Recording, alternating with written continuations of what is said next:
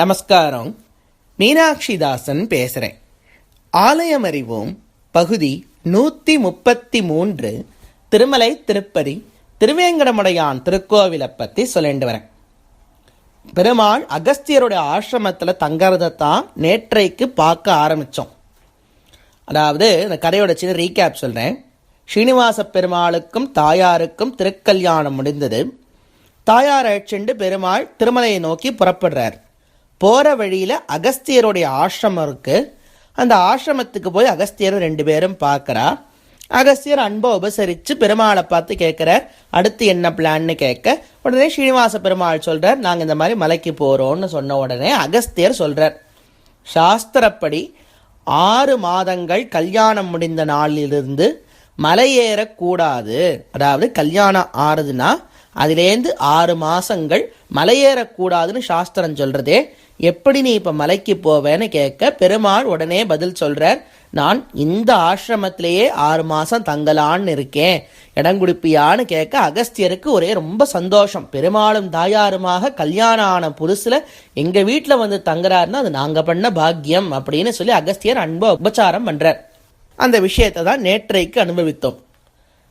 அதே இன்னொன்று சொல்லியிருந்தேன், திருமலையில் ஜேஷ்டாபிஷேகம் ஆரம்பிச்சுடுத்து 3 நாட்கள் ஆனி மாதத்தில் நடக்கும்.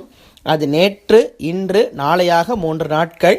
நேற்றைக்கு பெருமாள் கவச்சம் கலைந்து திருமஞ்சனம் கண்டருளி சாயங்காலத்தில் வஜ்ரங்கி சாத்திண்டார். அதே போல இன்று காலையும் சுமார் 8 மணி அளவில் பெருமாள் கவச்சம் கலைந்து திருமஞ்சனம் கண்டருளி இன்று சாயங்காலம் முத்தங்கி சாத்திப்பார். அழகா முத்தால் அலங்காரம் பண்ண ஒரு அங்கியை சாத்திப்பார். நாளைக்கு அதே போல கவச்சம் கலைந்து திருமஞ்சனம் கண்டருளி நாளை சாயங்காலம் பெருமாள் தங்க கவச்சம் சாத்திப்பார். ஆச்சரியமாக இருக்கும். அதோட ஜேஷ்டாபிஷேகம் முற்று பெறும்.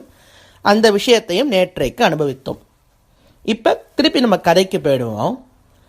பெருமாள் அகஸ்தியரோட வீட்டில் நன்னா ஜம்முன்னு தங்குறார். பாருங்க, ஒரு வேலை கிடையாது. கல்யாணம் முடிஞ்சுடுத்து, எல்லாரும் ரிஷிகள் எல்லாரையும் பேக் பண்ணி ஊருக்கு அனுப்பிச்சாச்சு. வந்தவா எல்லாரும் போயிட்டா. பெருமாளுக்கு நன்னா இப்போ ரெஸ்ட் டைம் கிடச்சிடுத்து. ஏன் சுவாமி பெருமாள் ரெஸ்ட் எடுக்கிறார் அப்படின்னா, அவருக்கு தெரியும் நம்ம மலைக்கு போய் நிற்க ஆரம்பித்த நாளிலிருந்து ஓயாத ஒழியாத கூட்டம் நித்தியம் வந்துட்டே இருக்கும்னு தெரிய போகிறது. நமக்கு ஒரு துளி கூட ரெஸ்ட் இருக்காதுன்னு தெரிய போகிறது பெருமாளுக்கு. அதனால என்ன பண்ணிட்டார், அதுக்கெல்லாம் சேர்த்து வச்சு ஒரு 6 மாதம் அகஸ்தியரோட ஆசிரமத்தில் பிராட்டி அதாவது தாயார் மகாலட்சுமி பண்ணி போட நன்னா உட்காந்து நன்னா சாப்பிட்டுட்டு ரெஸ்ட் எடுத்துக்கிறாராம் அகஸ்தியரோட ஆசிரமத்தில். அந்த 6 மாதங்கள் அவர் வேற ஒன்றும் பண்ணதா இந்த குறிப்பிலுமே காணப்படலை. அகஸ்தியரோட ஆசிரமத்தில் 6 மாதங்கள் இருந்தார் அப்படின்னு மட்டும்தான் இருக்குது.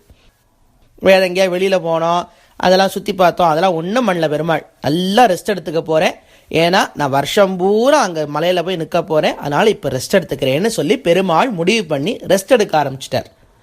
இப்போ நம்ம ரெஸ்ட் எடுக்கிறதா என்ன, திடீர்னு கொஞ்ச நேரம் நின்றுப்போம், கொஞ்ச நேரம் உட்காந்துப்போம், அப்புறம் கொஞ்ச நேரம் படுத்துப்போம், திருப்பி எழுந்து நிற்போம், உட்காந்துப்போம், படுத்துப்போம். அவருக்கு வேறு என்ன வேலை, வேறு ஒன்றும் பண்ணுறதுக்கு இல்லையே. நம்ம என்ன பண்ணோம், வீட்லேயே நம்மளே சும்மா இருந்தால் நம்மளே அப்பப்போ நிற்போம், உட்காந்துப்போம், படுத்துப்போம்ல. அதே மாதிரி பெருமாளும் அப்பப்போ நிற்பாராம், உட்காந்துப்பாராம், படுத்துப்பாராம், வேறு என்ன பண்ணுறதுன்னு தெரியாமல் இப்படியே ரெஸ்ட் எடுத்தார். நம்ம வீட்டில் ஒரு நிமிஷம் பெருமாள் வந்து இருந்தால் கூட நம்ம எவ்வளோ பாக்கியம் பண்ணியிருக்கோம், நம்ம எவ்வளோ பெருசாக இது பண்ணுவோம். அகஸ்தியரோடைய வீட்டில் 6 மாதங்கள் இருந்தார். அதை நம்ம ஞாபகம் வச்சுக்க வேண்டாமா?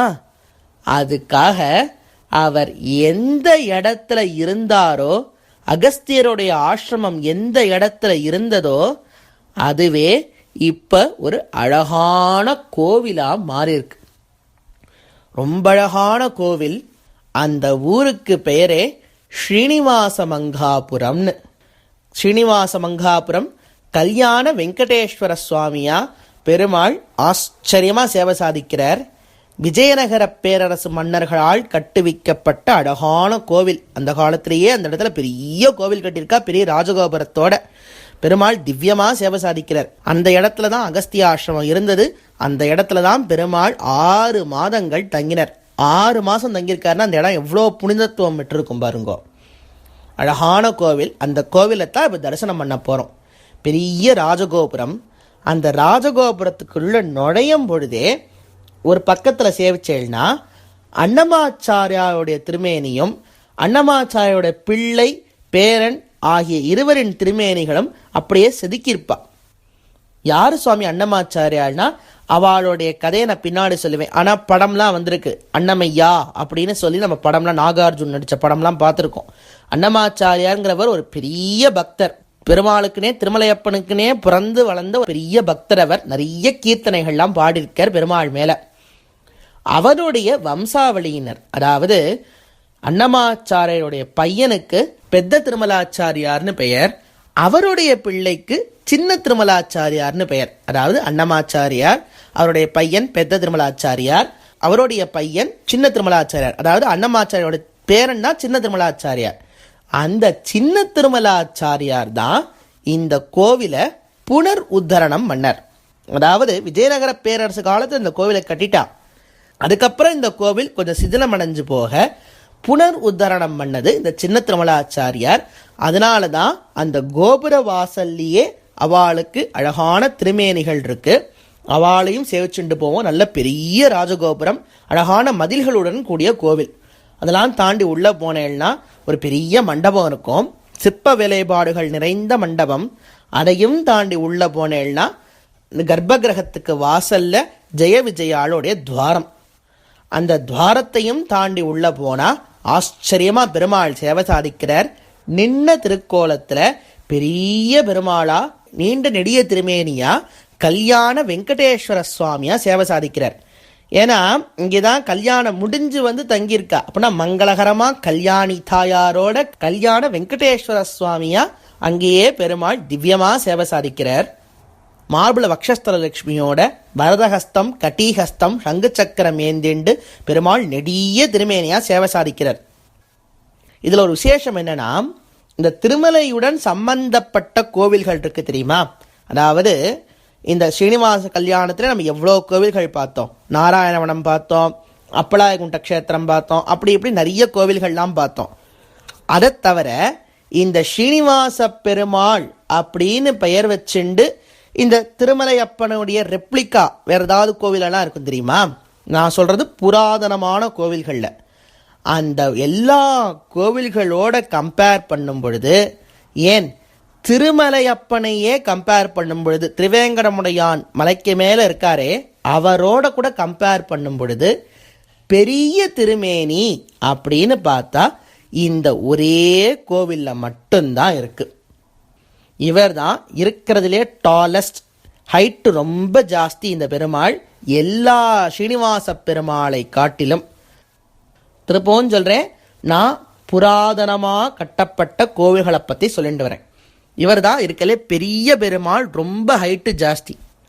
ஏன் சுவாமி இவர் ஏன் இவ்வளோ ஹைட் இருக்கார் அப்படின்னா, முன்னாடியே சொல்லிட்டேன், பெருமாள் வேற ஒன்றும் பண்ணலை, நன்னா உட்காந்து சாப்பிட்டார், நன்னா சாப்பிட்டால நன்னா உயரம் வளர்ந்துட்டு, நம்ம எல்லாம் சைடில் போவோம், அவர் உயரத்தில் வளர்ந்துட்டார். அதனால பெருமாள் அங்கே நல்லா ஜம்முன்னு பெரிய திருமேனியா ரொம்ப அழகாக காட்சி தரார்.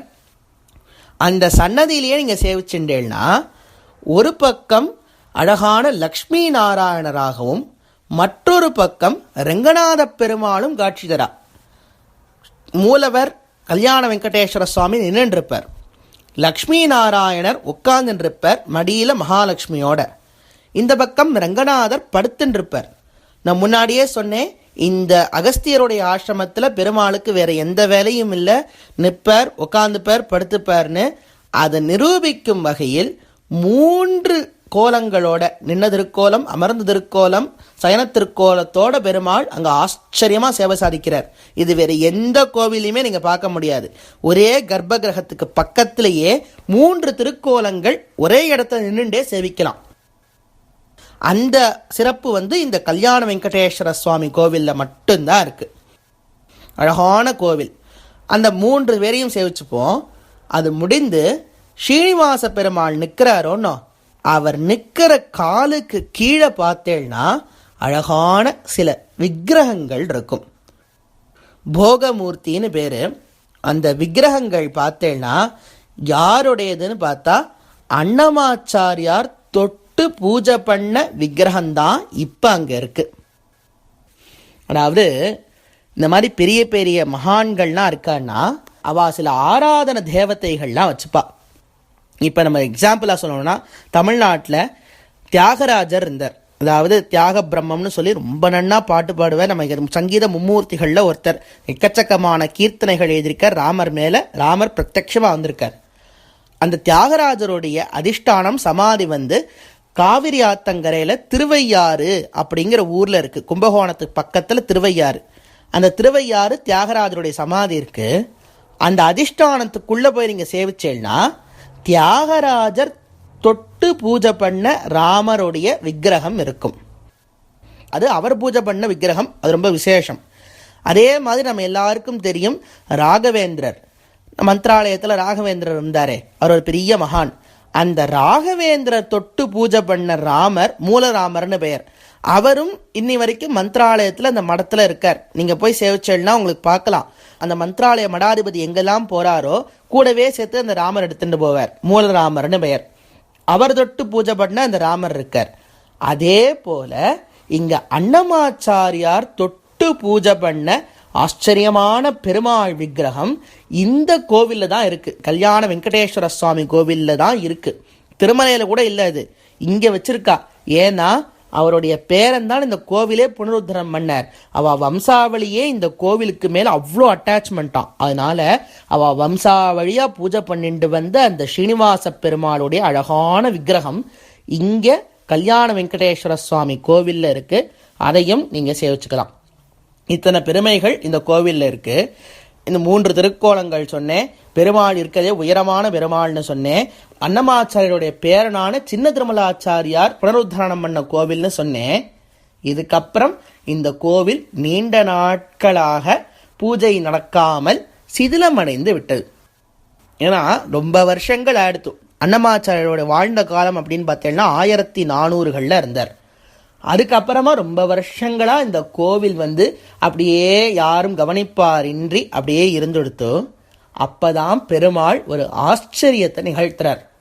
அவர் என்ன அற்புதத்தை பண்ணார், அதனால நாம் என்ன பயனடைந்தோம், அந்த அற்புதத்தின் சாட்சிகள் என்ன, அது எல்லாத்தையும் நாளைக்கு பார்ப்போம்.